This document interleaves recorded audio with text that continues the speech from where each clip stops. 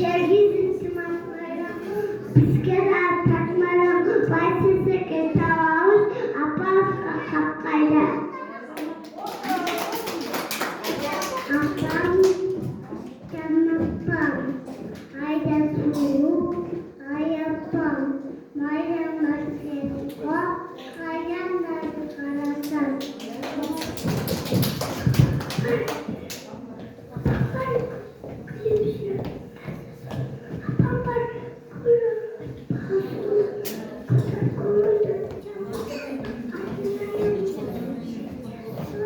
Zaman soğuk kata kelime kama urmaktırlar. Abang var çocuk dedi sorun. Abang var uçak kızı pışı sorun. Ayağı var çillede yuva ucumcak. Abang bardak kıştan da kışı sorun.